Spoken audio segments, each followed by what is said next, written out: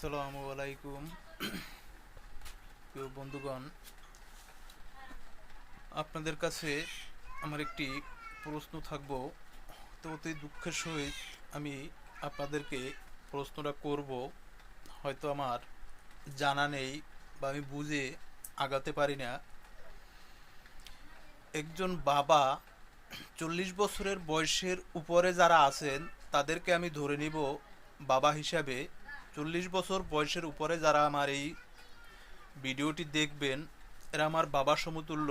হয়তো তাদের কাছে আমার প্রশ্ন থাকবো, একজন বাবা একজন সন্তানকে কতটুক অধৈর্য হলে এবং কতটুক ধৈর্য হারা হলে সে একজন বিচারপতির কাছে সে বিচার দিতে বাধ্য হয় এবং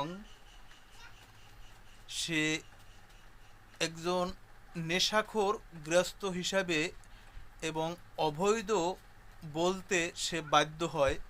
হয়তো এটা আমার জানা নাই।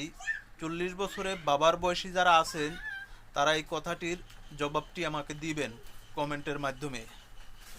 40 বছরের নিচে যারা, হয়তো তাদেরকে ধরে নিব আমার ভাই বোন হিসাবে, বন্ধু বান্ধব আত্মীয় স্বজন হিসাবে আমি ধরে নিব।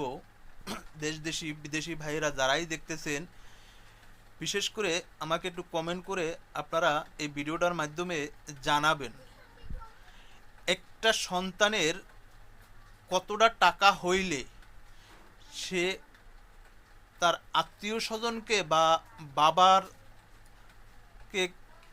কি পরিমাণ দিতে পারে। এই প্রশ্নটা আপনাদের কাছে থাকবো।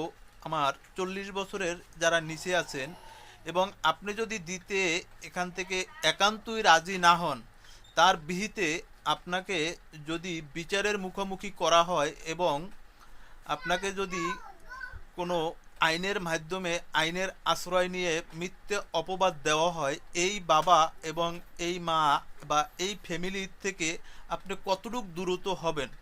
হয়তো আপনারা, আমার মাথায় কিছু কিলতেছে না, হয়তো এই পরিস্থিতির মোকাবেলা এবং শিকার আমি একজন, এবং আমার মাথায় কাজটা আজও পর্যন্ত আমি খিলাইতে পারতেছি না। হয়তো আমার দুঃখের অনেকটাই কাহিনী আছে, আমি হয়তো কিছু কিছু লাইভে আপনাদের কাছে শেয়ার করব, হয়তো আমার জানা নাই বা অনলাইন জগৎটা আমার আসার কোনোই ইচ্ছে ছিল না। হয়তো আমার মনে কিছুটা কষ্ট আবেগ জমে রয়েছে, এইটা আমি প্রকাশ্য করার জন্য অনলাইন জগতে পাড়ি দিয়েছি। হয়তো ভাই বোন যারাই আমার ভিডিওটা দেখবেন আমাকে একটু কমেন্ট করে আপনারা মতামতটা জানিয়ে দিবেন।